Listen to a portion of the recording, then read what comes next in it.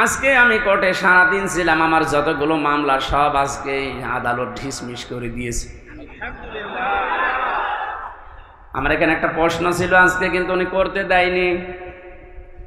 আমাকে 3টা বছর আটকে রেখেছিলেন মাটির নিচে এবং জেলখানা মিলে। আমার প্রশ্ন হচ্ছে, আপনি আমাকে মামলা দিয়ে 3টা বছর আটক রাখলেন, যে আমার অপরাধ আছে কি না? 3 বছর পরে আজকে প্রমাণ হলো যে আমি নির্দোষ, কোনো অপরাধ নেই। আমার যত রকমের পরীক্ষা করার দরকার ছিল রিমান্ডে নিয়ে সব করেছে। এই মোবাইলটা আজকে দিয়েছে ওরা 3 বছর পর। এর মধ্যে যা ছিল ওরা সব কিছু দেখেছে। যে মামলা দিয়েছিল আনসার আল ইসলাম না কি জানো, আমি জীবনে জানি না। যত রকমের পরীক্ষা করেছে একটাও পাইনি। জজ আজকে হাসছিল যে মামলার বিচার করব কি দিয়ে, কোনো মাল নেই, যা ছুড়ে ফেলে দিলাম। আমি মনে করলাম জিজ্ঞাসা করি, মাননীয় আদালত, এই যে 3টা বছর আপনার কাছে তো আমার মামলা ছিল, এতদিন আপনি কিছুই করেননি, আপনি কিন্তু জানতেন। আজকে যেমন ছুড়ে ফেলে দিচ্ছেন, হাসি তামাশা করছেন যে একটা মামলা হলো, এই 3 বছর জানতেন না? 30 থেকে 32 বার এই মামলাটাই আদালতে উঠেছিল, কিন্তু জামিন আপনি দেননি, বারবার ফেরত দিয়েছেন। আজকে কোন ইশারায়, কার ইশারায় দিয়েছেন আমি জানি না। তবে আমার প্রশ্ন, আমাকে যে 3টি বছর রাখলেন, আমি তো নিরপরাধ, আজকে প্রমাণ হইল যে কোনো দোষ নেই। যারা আমাকে বিনা দোষে কষ্ট দিয়েছে, আমিও তাদের ওই কষ্ট দিতে চাই।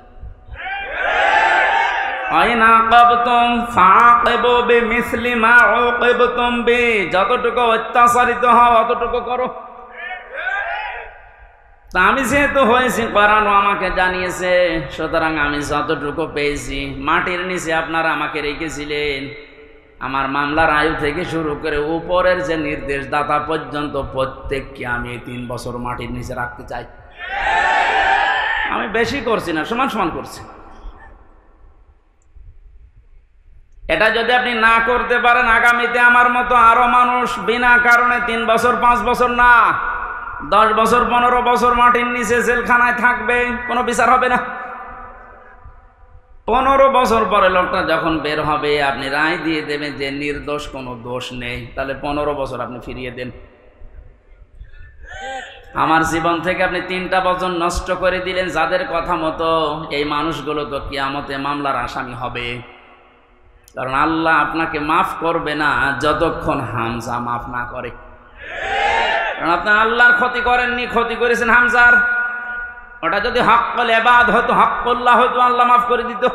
কিন্তু এটা তো হক্কুল ইবাদ, বান্দার হক আপনি নষ্ট করেছেন। যাদের ইশারায় তাদেরকে আপনি বলবেন। এই মানুষগুলো যদি হামজার কাছে মাফ না চায়, কোনো দিন লোকটা জান্নাতে যেতে পারবে না। দ্বিতীয় সিস্টেম হচ্ছে লোকটা জালিম। যারা টপ বটন ছিল এতদিন, এরা সবগুলো কোরআনের ভাষায় জালিম। জালিমদের জন্য সবচাইতে আমার ভয় লাগে সূরা শুরার 42 নম্বর আয়াতটা পড়লে, ইন্নামাস সাবিলু আলাল্লাযীনা ইয়াযলিমুনান নাস ইলা আখির আয়াত। আল্লাহ পাক বলেন, অবশ্যই আমি আল্লাহ নিজে মামলা দায়ের করব, নিজে অভিযোগ দায়ের করব, কেস করব। শব্দের অর্থ দিকে খেয়াল করেছেন? ইন্নামাস সাবিলু আলাল্লাযীনা ইয়াযলিমুনান নাস। আল্লাহ ইয়াযলিমুনাল মুসলিমুনা দেননি, ইয়াযলিমুনান নাস দিয়েছেন। এটা মজারে বর্তমান ভবিষ্যৎ, প্রেজেন্ট ফিউচার 2টা কাল নিয়ে আল্লাহ শব্দ দিলেন কেন? কারণ এখন শুধু না, কিয়ামত পর্যন্ত এই আয়াতটা কোরআনে থাকবে না। 2 দিন পর নষ্ট হয়ে যাবে। মানুষ হয়ে যারা মানুষের উপরে জুলুম করে, অত্যাচার করে, এরা হামজার মামলার আসামি না। আমি মামলা দিলেও পারি, না দিলে মাফ করে দিলে হয়ে গেল। কিন্তু না, আল্লাহ পাক বলেন ওরা আমি আল্লাহর মামলার আসামি। আমার তো আয়াত পড়ার পরে বাংলাদেশের দিকে তাকিয়ে মনে হয় এদেশের অনেক মানুষ এখন অলরেডি আল্লাহর মামলার আসামি হয়ে গেছে।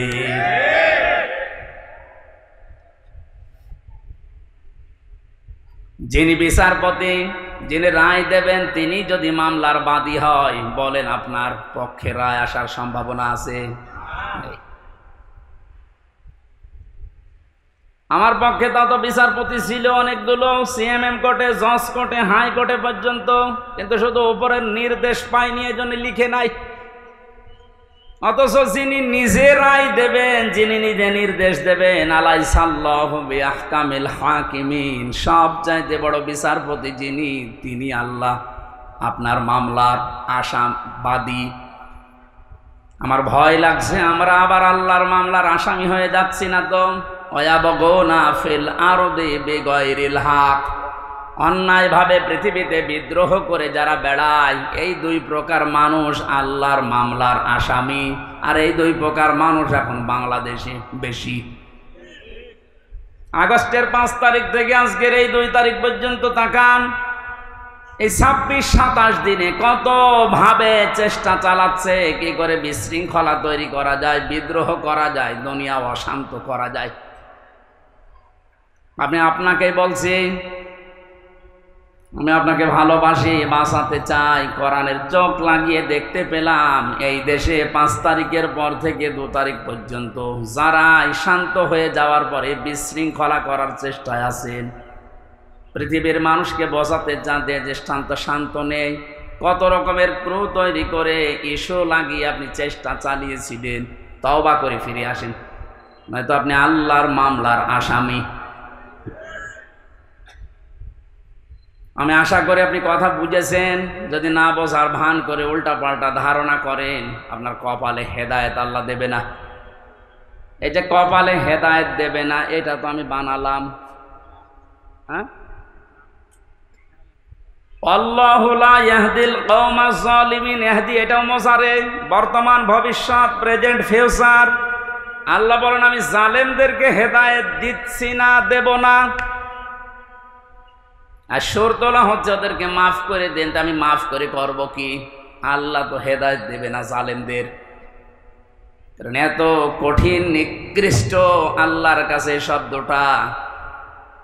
নবীজি জানিয়েছেন আয-যুলমু যুলুমাতু ইয়াউমাল কিয়ামাহ, জুলুম কিয়ামতের ময়দানে ঘোর অন্ধকার হয়ে তার সামনে দেখা দেবে, নিজের হাত পর্যন্ত দেখতে পাবে না। এটা যদি 100 ভাগ আমরা বিশ্বাস করে বাস্তবে নিয়ে আসতে পারতাম, জীবনই পাল্টিয়ে যেত। আমি আমার ঈমান থেকে কথা বলছি। যারা এখনো পর্যন্ত এই আয়াতগুলোর সাথে মিলে যাচ্ছেন, আপনি থামেন। মৃত্যুর গড়গড়ানি চলে আসলে তখন কিন্তু আপনার পাশে বসে কালেমা পড়ালেও কাজ হবে না। ঢাকাবাসী, আমি যেটা শিক্ষা দেওয়ার জন্য পর্যন্ত আসছিলাম, আজ বহু মানুষের কল্প কাহিনী, মিথ্যাচার, মিথ্যা রচনা, অনেক ষড়যন্ত্র, বিশেষ করে উল্টা পাল্টা সব যেহেতু আমাদের কাছে ধরা পড়ছে, দলে দলে পালে পালে দেখতে পাচ্ছি মানুষ বুঝে হোক না বুঝে হোক এখন ইসলামে আসা আরম্ভ করে দিয়েছে।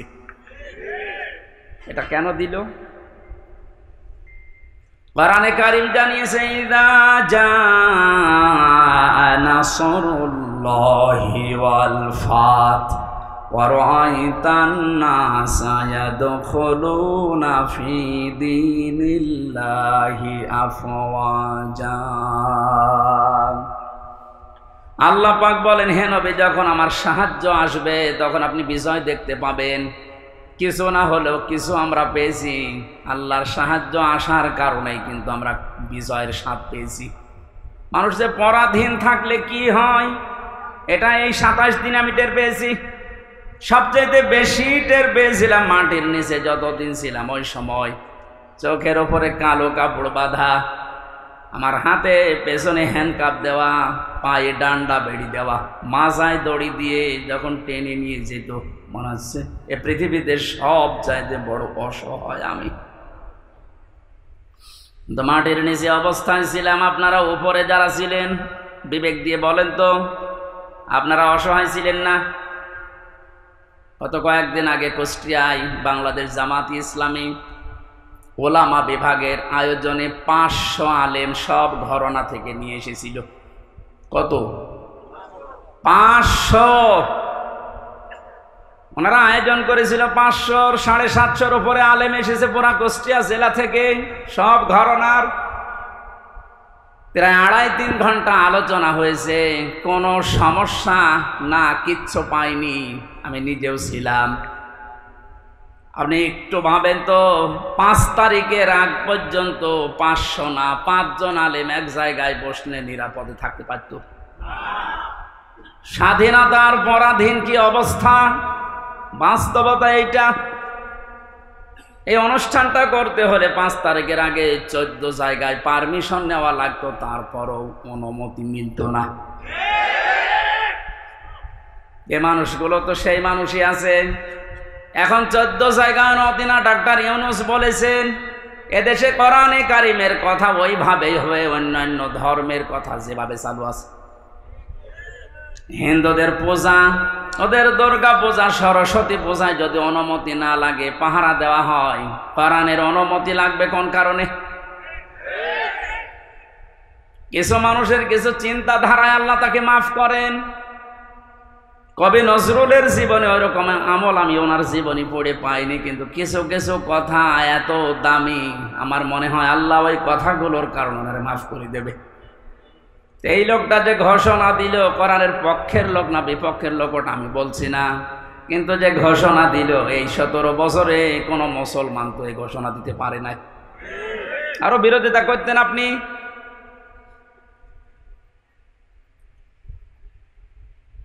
অন্যান্য ধর্মের অনুষ্ঠানে যদি অনুমতি না লাগে, মুসলমানদের কোরআন প্রচারে প্রসারে অনুমতি নেওয়া লাগবে। কোন কারণে? কোনো অনুমতি আজকে থেকে নেওয়া লাগবে না।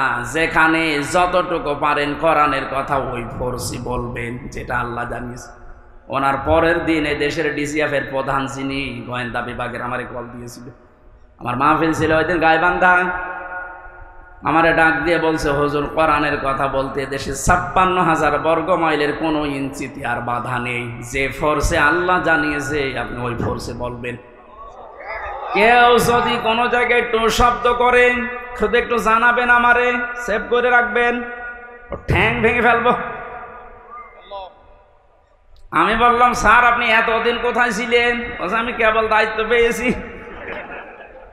কিন্তু 2টা কথাও আবার জানিয়েছে, যারা আয়োজন করে তাদেরকে আপনি বলবেন ওনারা যেন মহিলা প্যান্ডেলটা আলাদা করে, ওখানে পুরুষের যেন আনাগোনা না থাকে, আর ওনাদের যে আলাদা টয়লেট বা নামাজের ব্যবস্থা ওগুলো যেন ওয়ান টাইমের জন্য করা হয়। এক ভালো প্রস্তাব দিয়েছে। এটা যেহেতু রেকর্ড হচ্ছে, সারা বাংলাদেশে আমার প্রত্যেকটা জেলায় 2টা-3টা করে ওয়াজ নেওয়া আছে। এর মাধ্যমে সবাইকে জানাচ্ছি ওই স্যারের কথাটা মানা দরকার। কথাটা ভালো কথা না? পর্দা কিন্তু নফল না। পর্দা কি নফল? ফরজ। কেমন ফরজ? নামাজের মতো ফরজ। কিন্তু আজ অনেকে এটাকে গুরুত্ব এভাবে দিতে চায় না, নফলও মনে করে না। পর্দা যে একটা ফরজ, নফলও মনে করে না। এই জন্যে কাজটা যেভাবে উনি করতে বললেন আমি আপনাদের কাছে পৌঁছিয়ে দিলাম। উনি আজকেও আমাকে জানিয়েছে কোর্ট থেকে বের হওয়ার পরে, যেই দেখেছে সব মামলা ঢিসমিস হয়ে গেছে। আমি সাংবাদিকদের সামনে যখন ব্রিফিং করার পরেই কল দিয়ে জানিয়েছে যে আপনি কিন্তু আজকেও মাহফিলে যাবেন। আমি জানি কোথায়, খিলক্ষেতে। এটা কি খিলক্ষেত? দেখেছেন, আমি জানি না আমার মাহফিল কোথায়, কারণ আমার সাথে যে ছেলেটা আছে ও আমার একদিন আগে জানায় যে আজকে অমুক জায়গায় মাহফিল আছে। ওনারা জেনে ফেলেছে, কত খোঁজ রাখছে। ওনার ওই কথাটা আমরা আহ্বান জানালাম, আপনারা মেনে চলবেন। মেয়েদের এই সিস্টেমগুলো একটু দরকার। ওনাদের ইসলাম জানা দরকার নেই? বলেন। ঢাকাবাসী কোরআনে কারিম থেকে কথা আরম্ভ করার জন্য আমরা আল্লাহর শুকরিয়া জানাচ্ছি, যিনি আমাদেরকে এই স্বাধীনতার একটু হালকা সুখ পাওয়ার তৌফিক দিয়েছেন। যখন আল্লাহর সাহায্য আসবে, বিজয় যখন আপনি দেখতে পাবেন, বিজয়ের যতগুলো ধাপ আছে, একটা ধাপ আমি বাস্তবে সভাপতির সাথে আমি আজকে মিলাবো, একটু মিলাবেন। ওয়ারাইতান নাসা ইয়াদখুলুনা ফি দীনিল্লাহি আফওয়াজা। আল্লাহর সাহায্য আসলে আপনি বিজয় দেখতে পাবেন। বিজয়ের প্রথম ধাপ এটা, দলে দলে পালে পালে মানুষ দেখবেন ইসলামে প্রবেশ করছে। আপনি 27 দিনের জরিপটা একটু দেখেন। আগস্টের 5 তারিখের আগে আমি 4 তারিখে রাত্রে পেয়েছিলাম একটা জরিপ। ওই জরিপে দেখেছি এই দেশের 100 জনের মাত্র 15 জন চায় যে ইসলাম রাষ্ট্রীয়ভাবে কায়েম হোক, 85 জন চায় না। আজকে মাগরিবের পরের রিপোর্ট আমি ঘুমানোর আগে দেখেছিলাম বিবিসি থেকে। আজকের রিপোর্ট হচ্ছে দেশের 100 জনের 35 জন এখন চাচ্ছে এই দেশে কোরআন দিয়ে দেশটা চলুক। আপনি একটু সুযোগ দেন। দলে দলে যেভাবে প্রবেশ করছে, গাইবান্ধার পলাশ বাড়িতে আমি 45 মিনিট আলোচনা করার পরে এক হিন্দু অনার্স মাস্টার্স করা এক শিক্ষিত মানুষ এসে বলছে, আমার ধর্মে আমি আর থাকবো না, আপনি আমার ইসলামে প্রবেশ করান। এই যে অন্য ধর্মের মানুষ যদি বুঝে কোরআন শুনে চলে আসতে পারে, যারা হালকা পাতলা ইমানের অধিকারী তাদেরকে একটু সুযোগ দেন, দেখবেন দলে দলে যে আফওয়াজা পালে পালে মানুষ ইসলামে আসবে। জরিপ যেটা করেছে ও গাঁজা খেয়ে করেনি, বাস্তবতা দেখেই করেছে। 35 জন যদি হয়ে যায় 27 দিনে, আর 27 দিন যেতে দেন, 50% মানুষ যখন ইসলাম চাইবে দেশে কায়েম হয়ে যাক, আল্লাহর কসম কেউ বাধা দিয়ে ঠেকাতে পারবে না। ওই যে ঐক্যের ডাক দিচ্ছিলেন, ওই কথাটা বোঝানোর জন্য একটা উদাহরণ বলছি কয়েক মিনিটে, একটু মিলান। একটা হোস্টেলে 100 জন ছাত্র, প্রতিদিন ওনাদেরকে যে নাস্তা দেওয়া হয়, এর ভেতরে 20 জন ঘাড় তেড়া করে আসে যে না, এই নাস্তা আমরা খাবো না। কয়জন? 20 জনের ভেতরে না, 100 জনের ভেতরে 80 জন। 80 জন বলছে এই প্রতিদিন এই যে নাস্তা দেওয়া হয় এটা আমরা খাবো না, এই মেনু পাল্টাতে হবে। হোস্টেল যিনি সোফার আছেন বলছেন তাহলে ভোট দাও। প্রত্যেকেই ভোট বাক্স দিয়েছে। কেউ বলছে আমরা রুটি পাউরুটি চাই, রুটি কলা চাই, কেউ খেসুড়ি চাই, কেউ রোল চাই। এভাবে একটা একটা করে দিতে দিতে সর্বশেষ দেখা গেল 20 জন মাত্র যে নাস্তা ছিল আগে ওইটাই আছে, আর বাকি 80 জন এই নাস্তার সাথে একমত না। 20 জনের এক জায়গায় ভোট পড়েছে, এখনো 80 জন বাকি আছে, ওরাও ভোট দিয়েছে। কারোটা 15, কারোটা 14, ভাবে করতে করতে ভাগ হয়ে গেছে। নাস্তার বিল যেটা পাস হবে, বেশি সংখ্যক যেহেতু মানুষ যেখানে পাস হবে ওইটা, 80 জন থাকার পরও নাস্তার ওই বিলটা পাল্টায়নি। কারণ এখানে কয়জন? আরো জোরে বলেন। আমি শুধু বলার জন্য বলছি তা না, এটা জীবনে মিলাতে হবে। আজ সময় এখন ওইটাই। আমরা সংখ্যায় টুপিওয়ালা মানুষ। এদেশে 100 জনের 96% আমরা মুসলমান। 20 জন যদি এদেশে ইসলাম নাও চায়, 80 জন আমরা চাই, কিন্তু ছোটখাটো বিষয় নিয়ে মতপার্থক্য করার কারণে আজ আমরা দল বিদলে বিভক্ত হয়ে 20 পর্যন্ত যেতে পারছি না। 18, 17, 15। জেলখানার ভেতরে আমি ছিলাম মাওলানা মামুনুল হকের সাথে 3টা বছরই। উনি মাঝে মাঝে বলতেন, হামজা বাইরে থাকতে ভাবতাম কি আর ভেতরে এসে বসতেছি কি। এখন যে পাল্টিয়ে যাব, কে বুকে হাত বাঁধে, কে আমিন জোরে বলে, কে নবীকে দাঁড়িয়ে সালাম দেয়, কেউ বসে সালাম দেয়, ওসব সব বাদ। আল্লাহ একজন আছে, রাসূল একজন আছে, কোরআন আছে, কথা বিশ্বাস যারা করে তাদেরকে এক জায়গায় নিয়ে আসা লাগবে।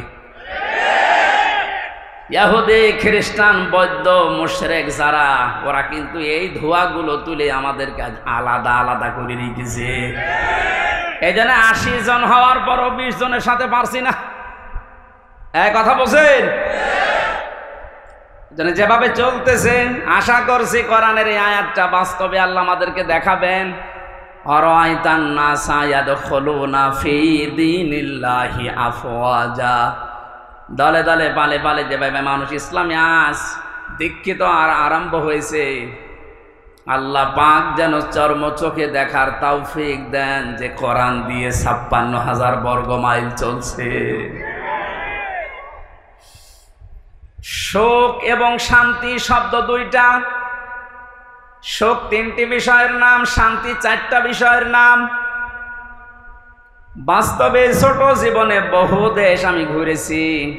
আমি আকিস গ্রুপে চাকরি করতাম খতিব হিসাবে। ওনারা একটা ভিসা লাগিয়ে 27টা দেশ আমারে একবারে ঘোরানোর ব্যবস্থা করে দিয়েছিল।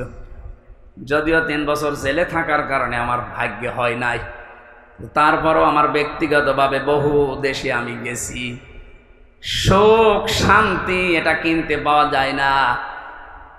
আল্লাহ পাক সুখ এবং শান্তি নিজের পক্ষ থেকে দান করেন। এজন্য 53 বছর হয়ে গেল, সুখ শান্তি এ দুইটার একটা আমরা এখনো পাইনি, অনুধাবনও করতে পারছি না। কারণ চলছিল এই 53 বছর মানুষের তৈরি করা নিয়ম নীতি দিয়ে। বাবা চালিয়েছিল, আমি দেখি নাই, ওই মুরব্বীরা দেখেছে। বাবারটা দেখে নাই, স্বামী চালিয়েছিল, ওনারা দেখেছে, আমি তো দেখি নাই। আমার 92 সালে জন্ম। চাচা চালিয়েছিল, বউ চালিয়েছে, ভাবিও চালিয়েছিল, সবগুলোই আমরা দেখেছি। শুধু কোরআন দিয়ে দেশ চললে কেমন দেখা যায় আজও দেখিনি। দেখেছেন? এটা দেখেছেন? দেখেছেন? এটা দেখার দরকার না যে এটা দিয়ে চললে কেমন লাগে। আন্দাজে চিল্লানো না, সত্যি সত্যি মন থেকে বলবেন। যদি চান ওই 35 জনের ভেতরে আপনি যেন থাকেন যে হ্যাঁ এইটা দিয়ে দেশ যেন চলে, আমি এটা দেখতে চাই, হাত তোলেন তো, লিল্লাহি তাকবীর।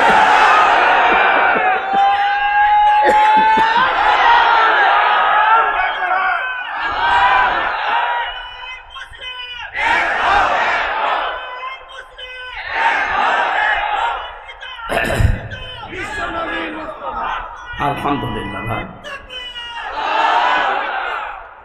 দরুদ আর সালাম পড়ছে আমাদের নবী মুহাম্মদুর রাসূলুল্লাহ সাল্লাল্লাহু আলাইহি ওয়াসাল্লামের প্রতি। 7টা নামে আল্লাহ তাকে পড়া কোরআনে স্পেশাল ভাবে ডাক দিয়েছেন।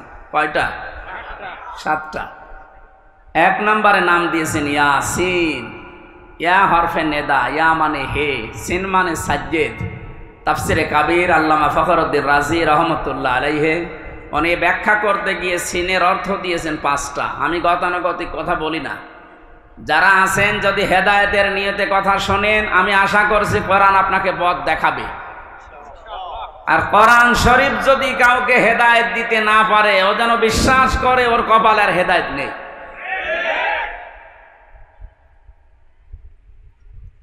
মানিত্তাবাআল হুদা বিগাইরিল কোরআন আদাল্লাহুল্লাহ। তিরমিজি শরীফের হাদিস। নবীজি বলেন, কোরআন বাদ দিয়ে যদি পৃথিবীর কোন জায়গায় কেউ ভালো হওয়ার নিয়তেও যায়, আল্লাহ নিজে দায়িত্ব নিয়ে তাকে গোমরাহ করে দেয়। ও ঢাকাবাসী শব্দের দিকে খেয়াল করেন, হুজুর আছে আদাল্লাহুল্লাহ বাবে ইফাল। নবী যদি দল্লা দিতেন তাও অর্থ হয়ে যেত। দল্লা ইয়াদিল্লু না দিয়ে আদাল্লা ইয়াদিল্লু দিয়েছেন। দল্লা শব্দটার বাংলা অর্থ হচ্ছে আপনি নিজেই নিজেকে খারাপ বানিয়ে ফেলেছেন। আর আদাল্লা মানে আল্লাহ নিজে দায়িত্ব নিয়ে আপনাকে নিজে খারাপ বানিয়ে দিয়েছে। এ কথাটার অর্থ কি? কোরআন যেখানে নেই ওই জায়গায় যদি কেউ ভালো হওয়ার নিয়তেও যায়, ওকে খারাপ বানাবে হামজা কে? বলেন বলেন। হেদায়েত দেওয়ার একচ্ছত্র মালিকানা কার? দুনিয়ার কারো হাতে আল্লাহ দিয়েছেন, এমনকি নবীর হাতেও দেন নাই। এই জন্য নবী নিজের চাচা কেউ পারে নাই। এই হাদিস দ্বারা বোঝা যায় কোরআন যেখানে নেই ওই জায়গায় যদি আপনার নিয়ত ভালো থাকে, আল্লাহ কিন্তু আপনাকে ছাড়বে না। আপনি গেলেন কেন? এর বাস্তব প্রমাণ বাংলাদেশের মাজারগুলো। আপনি তাকান, আমার কুষ্টিয়ার লালনের মাজার। অনেকেই তো যায় ওখানে আল্লাহর ওলি ঘুমিয়ে আছে এই কথা মনে করে, কিন্তু কোরআন ওখানে চলে না, ওখানে চলে শুধু গাঁজা। আমি তো যতটুকু জানি বা দেখেছি, সারা দেশ মিলে আপনি যে কয় মন গাঁজা না পাবেন, লালনের মাজারে তার থেকে বেশি গাঁজা পাবেন। রাত 9টার পরে গেলে দেখবেন সব অন্ধকার, পুলিশ পাহারা দিয়ে গাঁজা খাওয়াচ্ছে। আমি একবার গিয়েছিলাম রাত 9টার পরে বাড়ির পাশে, তো গিয়ে দেখছে ন্যাংটা, কিচ্ছু নেই, ওরে দুধ খাওয়াচ্ছে। কে এর দুধ খাওয়ান? হুজুর আল্লাহর ওলি। আল্লাহর ওলি মানে? হ্যাঁ, এর ভেতরে মাল আছে। মাল যা আছে সব তো দেখা যাচ্ছে। নতুন কোন মাল দেখাও, এ মাল তো সবার আছে। খালি বেচার প্রতি মানিকেরটা নেই, ওটা উড়ে গেছে। ওনাকে বলেছে যে আমার বিসি নিল কে, এখন বেশি বুঝতে পারছে না। ইসলামের যে ক্ষতি করেছে এই লোকটা, আলেমদের যে দুশ্মন ছিল, আল্লাহ আমার মনে হয় সরাসরি হাত দিয়ে দেখিস। আমার জীবনের শখ যে আল্লাহ যদি পৃথিবীতে আর কিচ্ছু না দেখায়, কোনো আফসোস আমার জীবনে নেই, আল্লাহ ওরে যে ধরা ধরে দিস। এই কথা বলছেন?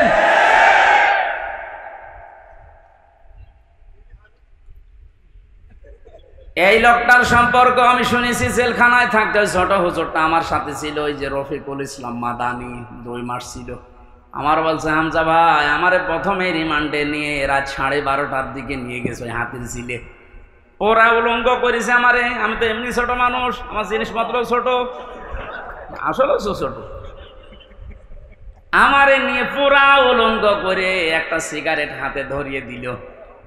অন্ধ উলঙ্গ মেয়ে লোক কোন জায়গা থেকে যেন নিয়ে আসলো, রাস্তার 2 পাশে ব্যারিকেড দিয়ে বন্ধ করা।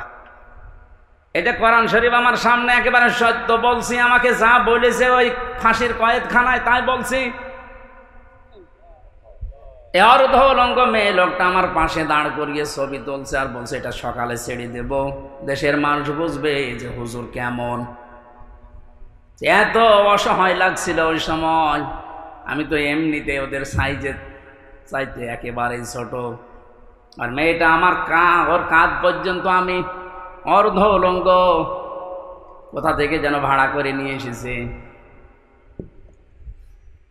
আমার হাতে সিগারেট দিয়ে, যেটার গন্ধ শুকলে আমার বমি আসে, ওইটা ধরিয়ে নিজে 2 টান দিয়ে আমার কাছে দিয়ে বলছে এভাবে ধরে থাক, অস্ত্র তাক করা আছে, কিচ্ছু করার নেই। ছবি তুলছে, এটা ছেড়ে দেব সকালে। আমি যেহেতু মজলুম আর বিশ্বাস করি মজলুমের দোয়া কবুল হয়, ইত্তাকি দাওয়াতাল মাজলুম। নবীজি বলেন দুনিয়াতে আর যাই করো মজলুমের বরদোয়া থেকে নিজেকে বাঁচিয়ে রেখো। ফাইন্নাহা লাইসা বাইনাহু ওয়া বাইনাল্লাহি হিজাব, কারণ মজলুমের মাঝে আর আল্লাহর মাঝে কোনো পর্দা থাকে না। ওই হাতির ঝিলের ওই পানির পাশে দাঁড়িয়ে আল্লাহর কাছে বলেছিলাম, মাবুদ যে অবস্থা করছে আমার তো কিচ্ছু করার নেই, তুমি দেখতে পাচ্ছ। এক এসআইকে ডাক দিয়ে বললাম, ভাই আপনারা যা করছেন আমার সাথে, একে হারুন স্যার জানে না? মানে উনি তো করাচ্ছে। যেই বলেছে উনিই করাচ্ছে, কারণ রিমান্ডে উনি তো মাঝে মাঝে এসে আমার প্রশ্ন করতো, তখন কি ফেরেস্তার মতো কথা বলতো, অথচ ভেতরে ভেতরে ওই এত খারাপ অবস্থা আমার করলো। আল্লাহ তুমি সব দেখেছো, আমার যেভাবে ওরা অপমান করেছে ওকেও এইভাবে করো। আমার মনে হয় আল্লাহ কারেন্টের মতো ওর দোয়া কবুল করেছে। দেখেছেন না, ও এখন 3 ইঞ্চি। কয় ইঞ্চি? সারা দুনিয়া এখন জানে, ওর নাম অনেকে জানে না, কিন্তু ও যে 3 ইঞ্চি ও সবাই জানে। মহিলারা পর্যন্ত জানে যে 3 ইঞ্চি। ছোট হুজুরের দোয়াটা একেবারে মাজলুম, যেহেতু আল্লাহ কবুল করে দুনিয়ায় দেখিয়েছে, পরবর্তী কি করবে সেটা আল্লাহ ভালো জানে।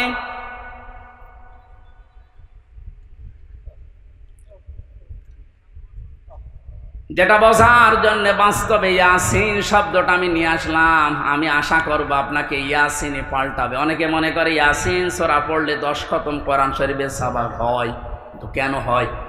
এখানে 83টা শিক্ষা আছে। এর প্রথম 5টা শিক্ষা হচ্ছে সিনের ভেতরে। আপনারা শুনতেছেন?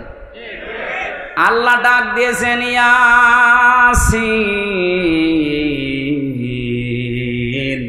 হে নেতা। ইয়া মানে হে, সিন মানে সাজ্জেদ, সাজ্জেদের বাংলা অর্থ নেতা। মুফাসসির 5টা অর্থ দিয়েছেন তাফসিরে কাবিরে। 1 নম্বরে সাজ্জেদুল বাশার, 2 নম্বরে সাজ্জেদুল আলামিন, 3 নম্বরে সাজ্জেদুল কাউনাইন, 4 নম্বরে সাজ্জেদুল আম্বিয়া, 5 নম্বরে সাজ্জেদুল মুরসালিন। এক একটা শব্দের আবার ব্যাখ্যা করা আছে। আমি কথা বলছি তাফসীর আকারে, আপনি মিলান। প্রথম নম্বর অর্থ হচ্ছে সাজ্জিদুল বাশার, আল্লাহর ঘোষণা দেওয়া মানুষের জন্য একমাত্র নেতা আদর্শ একজন, তার নাম মুহাম্মদ রাসূলুল্লাহ। কি বুঝলেন ইয়াসিন পড়ে? আপনি মানুষ নামে যদি পদবাচ্চা বিবেচিত হন যে আমি মানুষ, অথচ নবীজিকে আপনি আদর্শ মানেন না, নেতা মানেন না, বিশ্ব নবীকে, আল্লাহর ভাষায় আপনি মানুষ নেই। কথা বললেন না কেন? ঢাকাবাসী, এটা যদি খালি দুনিয়ার বিষয় হতো, আল্লাহর কসম আমি এটা বলতাম না। এটা সম্পর্ক আখিরাতের সাথে। হযরত আয়াত পড়েছিলেন, আয়াতটাতে ছিল ওয়া কুল্লুহুম আতিহি ইয়াউমাল কিয়ামাতি ফারদা। সূরা মরিয়মের 95 নম্বর আয়াত। আল্লাহ পাক বলেন কিয়ামতের দিন প্রতিটি মানুষকে বিচারের প্রথম ধাপে আমি ডাক দেব স্রেফ একা একা। কয়জন করে? কেউ থাকবেন আপনার সাথে, আপনি স্রেফ একা থাকবেন। বিচারের দ্বিতীয় পয়েন্টে আল্লাহ ডাক দিয়েছেন, এবার আর একা ডাকবেন না। ইয়াউমা নাদউ কুল্লা উনাসিম বিইমামিহিম। সূরা বানী ইসরাঈল 72 নম্বর আয়াতের প্রথম অংশে আছে, আল্লাহ বলেন কিয়ামতে প্রতিটি মানুষকে এবার বিচারের দ্বিতীয় ধাপে, আমাদের যেমন প্রথম সিএমএম কোর্ট, এরপরে জজ কোর্ট, প্রথমে আল্লাহ আপনাকে একা ডাকবে, দ্বিতীয় সিস্টেমে যে একা না, আপনার নেতা সহ ডাকবে। কে সহ? আপনার নেতা সহ আল্লাহ এবার ডাক দেবেন। আগে নেতা, এরপরে কর্মী। যেহেতু আপনারা শিক্ষিত মানুষ, বিবেক আপনাদের বেশি কাজ করার কথা, নিজের দিকে তাকিয়ে বলেন তো, আপনি দুনিয়ার স্বার্থে হোক আর যে স্বার্থেই হোক, যাকে নেতা মানেন, আদর্শ মানেন, ওই লোকটা যদি কিয়ামতে আপনার সামনে থাকে, পেছনে আপনি দাঁড়িয়ে আছেন, আগে তো আল্লাহ তাকে দেখবে। এক কথা বলেন এখন, কি মনে হয় আপনার যে ওই লোকটাকে যদি আল্লাহ দেখে আপনাকে মাফ করে দেবে? ওরে দেখলেই তো আল্লাহর আগে রাগ হয়ে যাবে। আপনার নেতা যদি হয় ইনুর মতো, যারে মানুষ লাথি দিচ্ছে, লাথি দেয়নি কয়েকদিন আগে? আপনার নেতা যদি হয় মেননের মতো, যারে মানুষ পচা ডিম খাওয়াচ্ছে, কি মনে হচ্ছে আপনার শুধু হাসির খোরাকি না, বাস্তবে নিয়ে যান।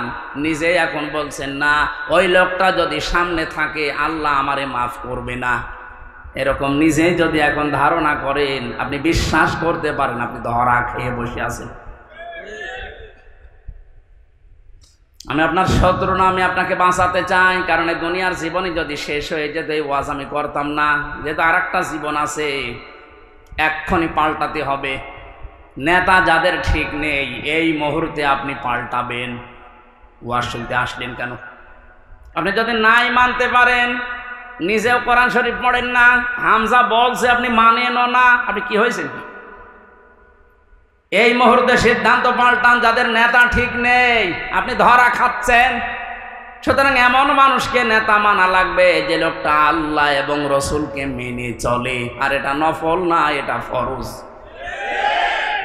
এটা তো আমি বানালাম। সূরা নেসা 5 নাম্বার পারার 6 নাম্বার পৃষ্ঠার 9 নাম্বার লাইনের 59 নাম্বার আয়াতের প্রথম অংশে আছে, আমি যতগুলো তাফসীর বিশ্ববিদ্যালয়ে থাকাকালীন মিলিয়েছি, সব মুফাসসির এই মাঝখানে যে আতিউ এই শব্দের ব্যাখ্যায় একমত। আল্লাহ পাক বলেন, ইয়া আইয়ুহাল্লাযীনা আমানু আতিউল্লাহা ওয়া আতিউর রাসূলা ওয়া উলিল আমরি মিনকুম। ওহে যারা ঈমানের দাবি করো, তাদেরকে বলছি আমি আল্লাহর আনুগত্য করো, আমার রাসূলের ইতাআত করো, আনুগত্য করো। এই দুইটা জায়গার আগেই দেখবেন আতিউ এই ফেল আছে, ভার্ব, এটা ক্রিয়া। এটা আল্লাহ নবীজির নামে আর নিজের নামে রেখেছেন, কিন্তু উলিল আমরি মিনকুম এর আগে আতিউ দেননি। সব মুফাসসির একমত, আল্লাহ রাসূলকে মানতে হবে, কোনো প্রশ্ন করা যাবে না। কথা বলে না কেন? আল্লাহ রাসূলের পরে কিয়ামত পর্যন্ত যারা নেতৃত্ব দেবে দুনিয়ায়, যে মানুষগুলো এই পৃথিবীর নেতৃত্বে আসবে, উলিল আমর যারা, তাদেরকে যদি মেনে চলতে হয় নেতা হিসাবে, অবশ্যই দেখা লাগবে এরা আল্লাহ রাসূলকে মেনে চলে কিনা। যারা আল্লাহ রাসূলকে মেনে চলে না তাদের জন্য রাজনীতি করা জায়েজ নেই। নেতা হওয়া, নেতৃত্ব দেওয়া, তাদের নেতৃত্ব মেনে নেওয়াও জায়েজ নেই। এটা রাজনীতি মনে করে যদি চলে যান আপনার কপালে আগুন লাগবে।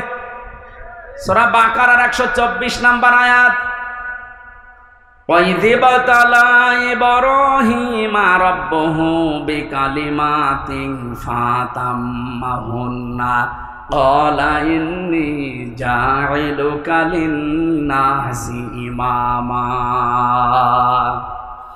হযরত ইব্রাহিমের কথা স্মরণ করো। আল্লাহ নিজে বলছেন, আমি পদে পদে তাকে বাক্য দিয়ে পরীক্ষা করেছিলাম। যতগুলো পরীক্ষা ইব্রাহিমকে নিয়েছি পড়া কোরআন শরীফে আমি পেয়েছি। ইব্রাহিম নবীকে আল্লাহ পরীক্ষা করেছিলেন 50টা। কয়টা বলেন বলেন? 50টা পরীক্ষায় তিনি উত্তীর্ণ, একটাও ফেল করেননি। আল্লাহ রাব্বুল আলামিন এত খুশি হয়েছিলেন, তিনি ডাক দিয়েছেন, ইব্রাহিম আমি তোমাকে মানব জাতির জন্য নেতা বানিয়ে দিলাম। হযরত ইব্রাহিম বলেছিলেন, হে আল্লাহ, এই যে নেতৃত্ব দেওয়ার গুণাবলী, নেতা হওয়া, এটা কি শুধু আমি একাই পেলাম? ক্বালা ওয়া মিন যুররিয়াতি, নাকি আমার সন্তানাদি যারা দিয়া কিয়ামত পর্যন্ত আসবে এরাও কি নেতা হতে পারবে? আল্লাহ সঙ্গে সঙ্গে সাফ ঘোষণা দিয়েছেন, ক্বালা লা ইয়ানালু আহদিজ জালিমিন। ইয়ানালু এটা মোজারে, বর্তমান, ভবিষ্যৎ, প্রেজেন্ট, ফিউচার। আল্লাহ পাক বলেন তোমার সন্তানাদি কিয়ামত পর্যন্ত যারা আসবে তারা নেতা হতে পারবে, নেতৃত্ব দিতে পারবে, ইমাম হতে পারবে, কিন্তু জালেমদের জন্য আল্লাহর এই ওয়াদা নেই। ইয়াতে মুফাসসিরিন ইকরাম ফি জিলালিল কোরআনে লিখেছেন সাইয়্যিদ কুতুব, যে দুনিয়ায় যারা জুলুম করে, সে নিজের উপরে হোক, পরিবারের উপরে হোক, সমাজের উপরে হোক, রাষ্ট্রের উপরে হোক, জনগণের উপরে হোক, যারা জুলুম করবে তাদের জন্য নেতা হওয়া, নেতৃত্ব দেওয়া, রাজনীতি করা জায়েজ নেই, হারাম। অথচ বাংলাদেশে তো উল্টা, যে যত বড় জালেম সে তত বড় নেতা। আমি বেশি বলে ফেললাম? কিছুই বেশি হয়নি, কম হয়েছে। আহাদিস জালিমিন দিয়েছেন আল্লাহ, জালেমদের জন্য কোনো ওয়াদা নেই। আর তারা এখন বড় বড় নেতা হয়। 15 বছরে তারাই আমাদেরকে বলেছিল তোমরা মসজিদে থাক, খানকায় থাক। আর এই ময়দানটা আমরা 2000 টাকা যদি বাজেট হয়, 5 টাকা খরচ করে 1995 টাকা খেয়ে ফেলে। এক একটা প্রকল্পের জন্য 3 বার, 5 বার, 7 বার, 10 বার, 11 বার করে বাজেট হয়। এক একজনের যে টাকা পাচারের এই যে এখন দেখছি, আমার মনে হয় যদি কিয়ামত পর্যন্ত হায়াত পেত এই লোকটা, এত টাকার মালিক হওয়া ওর দ্বারা বৈধ পথে সম্ভব না।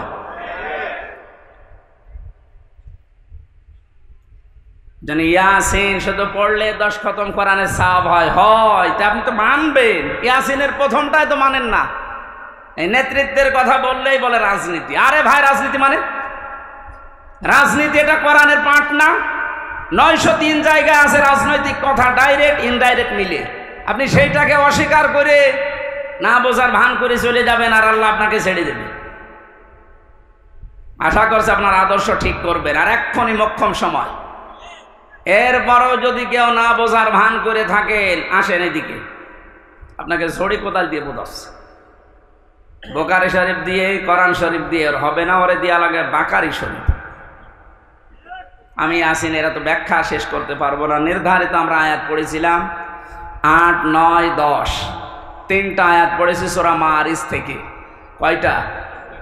এখানে আল্লাহ কিছু দৃশ্যের কথা দিয়েছেন, কিয়ামতের ভয়াবহতা, সে প্রথম থেকে এ পর্যন্ত, যে কিয়ামত যখন সংগঠিত হবে এইরকম পাহাড় উড়ে যাবে, সব ধ্বংস করবেন আল্লাহ তাআলা।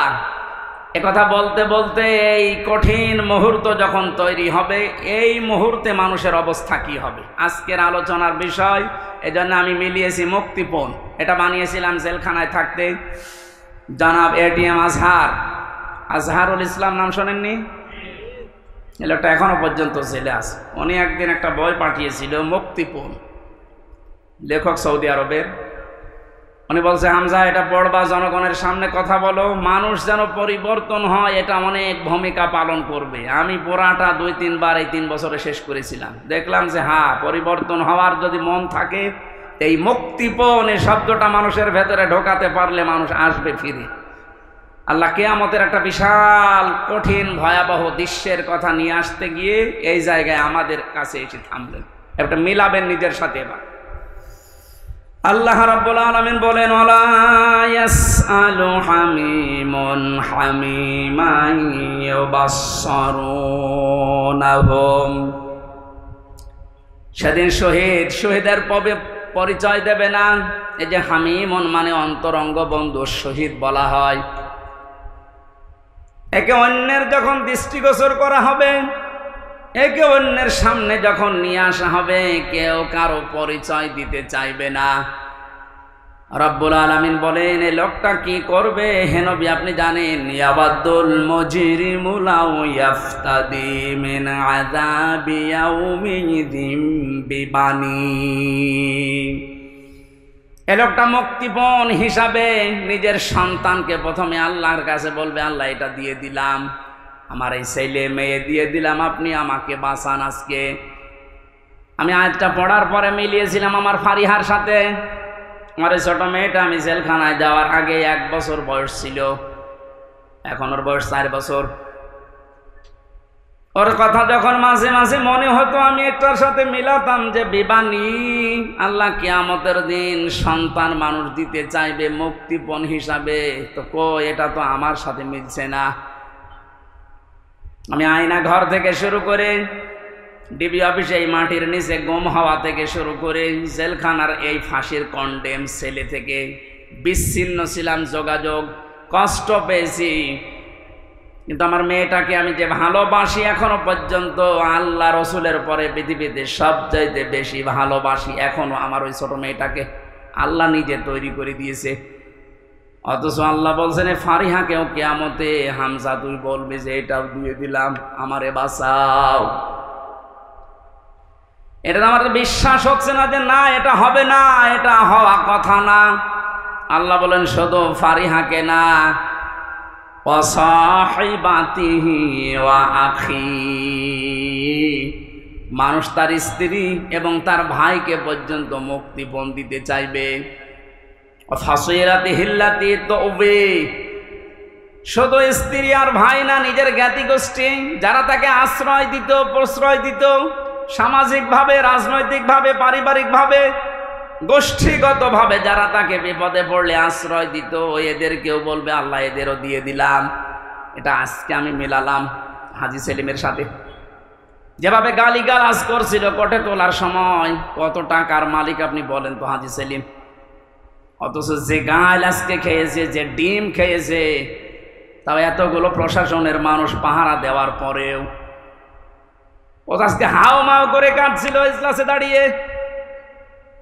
অত মনের ভেতরে এইটা আসছিল, কি করলাম, যা দুনিয়ায় আছে সব আজকে দিয়ে বলো জজ সাহেব আপনি আমারে শুধু মুক্তি দিয়ে দেন। ওরে কান্নার ভেতরে এই আওয়াজই ভেসে আসছিল। জামিন নামঞ্জুর করে জেলে পাঠিয়েছে। আল্লাহ বলেন জ্ঞাতি গোষ্ঠী ফাসইলাতি হিল্লাতি তওবে, এই ফাসইলাতির শব্দের ভেতরে 3টা বিষয় আছে ইবনে কাসিরে। তো ওবের ভেতরে 2টা অর্থ আছে। আল্লাহ পাক বলেন পৃথিবীতে ও আপন মনে করে যে মানুষগুলোর যার কাছে যেত, যারা আশ্রয় দেবে বলে বিশ্বাস করত, এই মানুষগুলোকেও কিয়ামতে বলবে আল্লাহ জ্ঞাতি গোষ্ঠী দলের লোক সব নেতা খেতা দিয়ে দিলাম, আমাকে তুমি একটু মুক্তি দাও। আল্লাহ বলেন এতটুকু না, আর একটা আছে, অমাং ফিল আরদি জামিআ, ওর দুনিয়ায় যত স্থাবর অস্থাবর সম্পদ ছিল, যত সম্পদের মালিক ছিল, সব আমাকে দিতে চাইবে। শুধু বলবে সুম্মায়ুজি, আমি মুক্তি চাই। আমি কি চাই? এটা শুধুমাত্র মনে হয় হাজী সেলিমের জীবনে, আমাদের জীবনে এরকম সময় আসবে না? এক কথা বলুন। প্রত্যেকের জীবনে অপেক্ষা করছে। আমি আমার ফারিহাকে, আমার স্ত্রী তামান্নাকে, আমার ভাই নেই, আমার বোন আছে রুনাকে, আমার জ্ঞাতি গোষ্ঠীর 100 জনের 98 জন আওয়ামী লীগ করতো, এখন পুরা পাল্টিয়ে গেছে। এখন বলছে আমরা কিছু করি না। এই পর্যন্ত না, আমার যত সম্পদ আল্লাহ দিয়েছেন, আমার বাবা আর আমার সব, আমি একটা একটা করে আল্লাহকে আমি দিতে চাইবো। শুধু বলবো, আল্লাহ তুমি আজকের এই কঠিন দিন থেকে আমারে বাঁচাও। আল্লাহ দিনের পরিচয়টা একটু দিয়েছেন কোরআনে, ফাকাইফা তাত্তাকুনা ইন কাফারতুম ইয়াউমা ইয়াজআলুল ওয়িলদানা শিবা। হে নবী, কিয়ামত আমি কেমন ভাবে বানাবো জানেন? যুবক মানুষ কিয়ামতের দৃশ্য দেখে বিদ্ধ হয়ে যাবে। ঢাকাবাসী একটা মানুষ বুড়ো হয়ে যায় কখন? 60 বছর, 70 বছর, 80 বছর সময় লেগেছে, কিন্তু এমন দৃশ্য সালসালা আল্লাহ নিজে বলছেন আমি বানাবো। আমার মতো হামজা 32 বছর বয়স, সঙ্গে সঙ্গে সেকেন্ডের ভেতরে বুড়ো হয়ে যাব। এ কঠিন ময়দানে আল্লাহ ঘোষণা দেবেন, কাল্লা, কখনো না, কখনো না। যতগুলো দিতে চাইলে মুক্তিপণ একটাও নেওয়া হবে না। ইন্নাহা লাযা, তোরে আমি লাজাই দেব। কোন জায়গায়? প্রশ্ন আসতে পারে, লাজা কি? এখানে যারা আছে আমরা অনেকেই জানি জাহান্নাম 7টা, জান্নাত 8টা। আমি কোরআনে কারিমে পেয়েছি, লাহা সাবাতু আবওয়াব লিকুল্লি বাবিম মিনহুম জুজুম মাকসুম। 20 নম্বর আয়াতে আছে, আল্লাহ পাক বলেন জাহান্নামের দরজা 7টা। যে যে অপরাধ করবে আল্লাহ তাকে ওই দরজা দিয়ে ওই জাহান্নামে প্রবেশ করাবে। তাহলে জাহান্নাম একটা, এর দরজা 7টা। কয়টা? এটা মনে হচ্ছে কোন স্কুল না? এখানে 1 থেকে মনে করেন 5 পর্যন্ত পড়ানো হয়। প্রত্যেকটি ক্লাসে আলাদা আলাদা রুম আছে, কিন্তু মানে বিদ্যালয় বা শ্রেণী তো একটাই বলা হয় যে বিদ্যালয় বা মাদ্রাসা, স্কুল যাই বলেন স্কুল। এই স্কুলের 5টি স্তর আছে, 1 থেকে 5 পর্যন্ত। যে ক্লাসে পড়ে সে দরজা দিয়ে প্রবেশ করে ক্লাস করে বাড়ি চলে যায়। 3-তে পড়ে, 5-এ গিয়ে ক্লাস করতে পারবে। এটা যেমন সহজে বুঝলেন। আল্লাহ পাক জাহান্নাম বানিয়েছেন একটা, স্তর বানিয়েছেন এরকম 7টা। দুনিয়ায় যে যে ধরনের অপরাধ করবে তাকে ওই দরজা দিয়ে প্রবেশ করিয়ে শাস্তি দেবে। এর 1 নম্বর দরজার নাম হচ্ছে হুতামা, খুব ভয়ঙ্কর জায়গা। এর 2 নম্বরে লাজা। আল্লাহ বলেন এই যে মানুষগুলো মুক্তিপণ হিসাবে কিয়ামতের কঠিন দৃশ্য থেকে দিতে চাইবে, দিতে চাইবে, দিতে চাইবে, আমার আওয়াজ হবে কাল্লা, না, ইন্নাহা লাযা, তোর এই লাজার দরজা দিয়ে প্রবেশ করাবো। এটা কেমন জায়গা হে নবী আপনি জানেন? নাযাআতাল লিশাবা। এখানে ঢুকলে আগে মানুষের চামড়া খসে যাবে। শাওয়া শব্দের শাব্দিক অর্থ বেশি ইবনে কাসিরে, হাড় টুকরা টুকরা করলে যেভাবে খণ্ড বিখণ্ড হয়ে যায়, উপরে বাড়ি দিলে হাড় যেভাবে খণ্ড খণ্ড হয়ে যায়, এইরকম জায়গা এটা। বাংলাদেশ সহ বিশ্বের যত কঠিন জায়গা আছে, শুধু যেখানে কারেন্টের শর্ট দিয়ে মানুষকে গলিয়ে ফেলা হয় এইটা বাদ দিয়ে, এদেশে এমন কোনো রিমান্ডের জায়গা নেই যেখানে গেলে চামড়া আগেই খসে যায়। আমরা বহুবার বলেছিল যে এই যে এইগুলো আমরা তুলি, অস্ত্র নিয়ে এসেছিল বিভিন্ন মেশিন, যে এই যে নখ আমরা তুলে ফেলি এইটা দিয়ে, ওটা দেওয়ার পরে এরপরে টান দেবেন, এরপরে উঠবে, তাছাড়া ধরে রাখলে ওঠে না। অথচ আল্লাহ নাযাআতাল লিশাওয়া দিয়েছেন, লাজায় প্রবেশ করার সঙ্গে সঙ্গে মানুষের চামড়া আর এই নখগুলো উঠে চলে যাবে। এবার আপনি ভাবেন তো বাস্তবতা নিয়ে যে কিরকম জায়গা এটা, যেখানে প্রবেশ করলে আগে চামড়া খসে চলে যায়, নখ উড়িয়ে যায়। আল্লাহ বলেন কঠিন ভয়ঙ্কর জায়গায় কাদেরকে ডাকবে জানো? তাদউ মান আদবারা ওয়া তাওয়াল্লা। এই দুনিয়ায় যেই মানুষগুলোকে সত্যের দিকে আহ্বান করা হয়েছে, এরা সত্যের কথা শোনার পরে অহংকার করে এদবার করেছে, মুখ ফিরিয়ে নিয়েছে। আমার মনে হয় এই আয়াতের বাস্তবতা বাংলাদেশে সবচাইতে বেশি। এত কোরআনের কথা আলোচনা পৃথিবীর কোনো জায়গায় হয় না। এত আলোচনা হওয়ার পরে সত্যকে সত্য জানার পরেও যারা ঘাড় ঘুরিয়ে অহংকার করে চলে যান, আপনার জন্য আল্লাহ লাজা প্রস্তুত করে রেখেছে। ইহুদি খ্রিস্টানদের আমরা প্রতিদিন 17 বার করে বরদোয়া দেই। কতবার? এই যে গায়রিল মাগদুবি আলাইহিম ওয়ালাদ-দাল্লিন, দুইটা জাতির কথা আছে, ইহুদি আর খ্রিস্টান। বারবার আল্লাহকে বলা হচ্ছে, আল্লাহ এদের পথ আমাদেরকে দেখিও না, এরা অভিশপ্ত। এরা অভিশপ্ত না? আমি তাফসিরে পড়েছি কেন আল্লাহ এদের নাম দিলেন। কারণ ইহুদি খ্রিস্টানদের কাছে সত্য এসেছিল আমাদের নবীজি সম্পর্কে, যে বিশ্ব নবী মুহাম্মদুর রাসূলুল্লাহ শেষ নবী, এটা সর্বশেষ নবী, শ্রেষ্ঠ নবী। ইহুদি আর খ্রিস্টানরা জানতো ওদের তাওরাতে ইনজিলে স্পষ্ট আছে লেখা, এরপরও অহংকার করে হিংসা করে মানত না। আপনি কিন্তু বুঝতে পারছেন হামজা যা বলছে কোরআন দিয়ে হাদিস দিয়ে ও বানিয়ে বলছে না, ও সত্য কথাই। সত্য জানার পরেও অহংকার করে হিংসা করে অনেকে এরপরও চলে যাবে।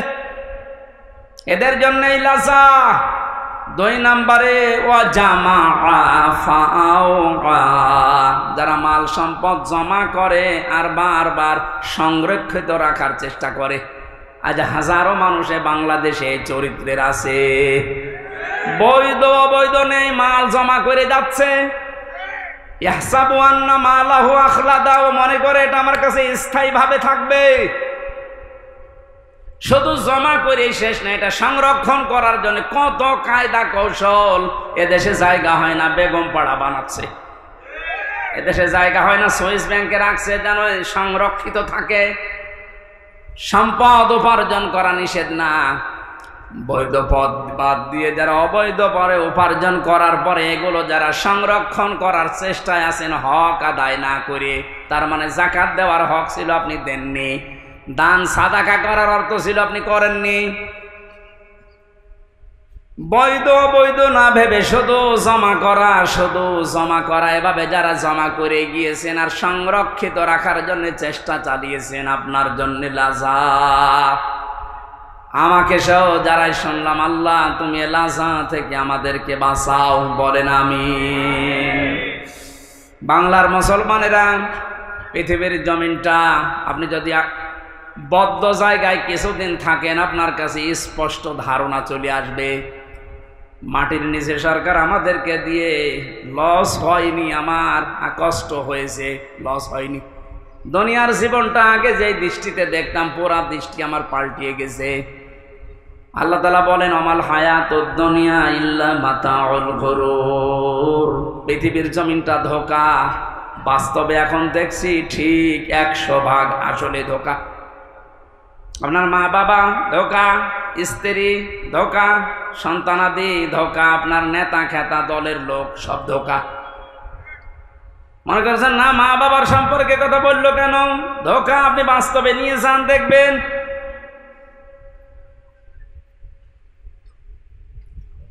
স্ত্রী ধোঁকা, এটার বাস্তবতা আমরা সবাই কম বেশি টের পাচ্ছি।